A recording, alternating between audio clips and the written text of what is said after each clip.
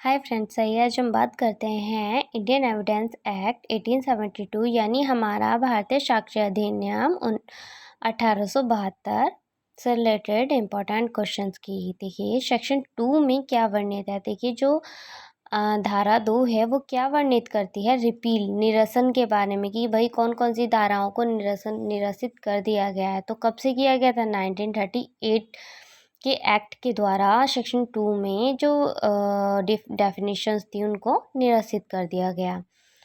Section 3 में क्या प्रावधान है, तो सेक्शन 3 में आपकी सभी परिभाषाएं व निर्वचन खंड दिए हुए हैं। ठीक है। सेक्शन 4 में क्या वर्णित है, मे शैल कंक्लूसिव। इसका मतलब है कि जो उपधारणा है उसको वर्णित किया गया है किस रूप में, कि उपधारणा मतलब होगा, करेगा या होगा। ठीक है, कंक्लूसिव। तथ्य हमारे जो फैक्ट होते हैं तो वो कितने टाइप के होते हैं, तो देखिए 2 टाइप्स के होते हैं, भौतिक तथ्य है और मनोवैज्ञानिक तथ्य है। ठीक है। भौतिक तथ्य होता क्या है, जिन तथ्यों को हम देख सकते हैं। भाई देखिए जिन तथ्यों को हम अपनी आंखों से देख सकते हैं उनको कहते हैं हम भौतिक तथ्य। और मनोवैज्ञानिक कौन से होते हैं, जिनको हम नहीं देख सकते, वो इसके अपोजिट होते हैं। ठीक है।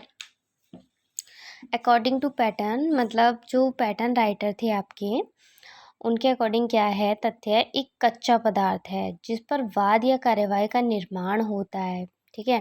भाई देखिए जो भी केस को डिक्लेयर किया जाता है या उसकी सुनवाई होती है तो वो किस आधार पर, किस बेस पर होती है, फैक्ट्स के बेस पर, अकॉर्डिंग टू फैक्ट्स यानी तथ्यों के आधार पर होती है।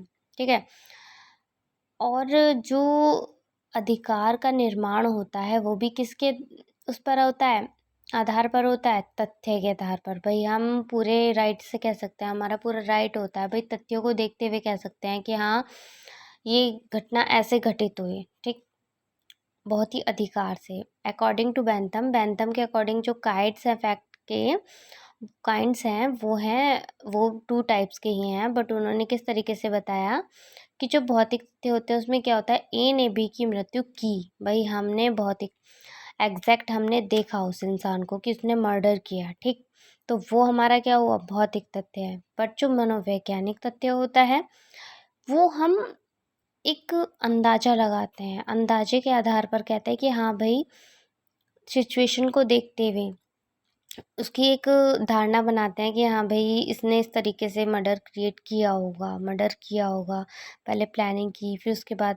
मतलब वहाँ पर सिचुएशन देखते हैं ऐसी दिखाई देती है, नज़र आती है, तो वो हम उस आधार पर उस आधारशिला को तैयार करते हैं, तो वो क्या होती है, मनोवैज्ञानिक तथ्य होता है। ठीक, इसी के अकॉर्डिंग प्लीडिंग आती है, अभिवचन आता है। तो अभिवचन जैसे सीपीसी में जो हमारी सिविल प्रक्रिया संहिता है उसके ऑर्डर 6 रूल 2 फॉलो करता है फैक्ट को। ठीक, और सीआरपीसी में सेक्शन 154 और चार्ज सब में फैक्ट बनाता है। भाई देखिए सेक्शन 154 जो होती है आपकी एफआईआर होती है सीआरपीसी में, तो उसमें जो चार्ज होता है, आरोप लगाया जाता है, जब किसी पुलिस ऑफिसर को कहा जाता है कि हाँ भाई इसका चार्ज बना के हमें दो, तो उसी आधार पर वो चार्ज को जब क्रिएट करता है, पूरा बनाता है, तो वही किसका रूप ले लेती है, चार्जशीट का रूप ले लेती है। ठीक, उस चार्जशीट में उस मुजरिम के पूरी मतलब उसका पूरा डाटा आ जाता है कि भाई इसने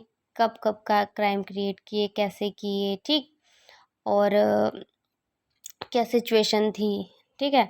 तो जब ये भी हमें ध्यान रखना है कि अगर किसी अपराधी का नाम चार्जशीट में आ गया तो उसका केस जो स्टेट केस है और चल रहा है, स्टेट हो या कंप्लेंट हो, तो वो उसमें से चार्जशीट में से, पुलिस स्टेशन में से तो भाई किसी आधारों पर प्रूव करके हटवा सकते हैं, बट वो जब प्रेजेंट कर दिया जाता है कोर्ट में तो उसको हटवाना इम्पॉसिबल है। ठीक है, वो हट नहीं सकता है।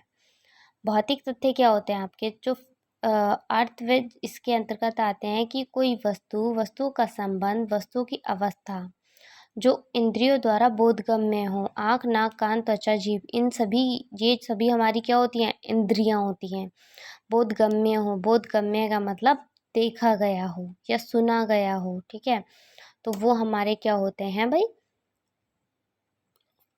फैक्ट्स होते हैं, भौतिक तथ्य होते हैं। ठीक है। जैसे वस्तु का संबंध किस तरीके से होता है, ए व बी पति पत्नी है, ए जो है, ठीक है, ए व बी पति पत्नी है, ए बी की रखैल है, ए बी का धर्मज पुत्र है, ए बी का अधर्मज पुत्र है, ए व बी बेटी व माता है। तो इस आधार पर वस्तु का संबंध दर्शाया गया है अलग अलग प्रकार से, ठीक है।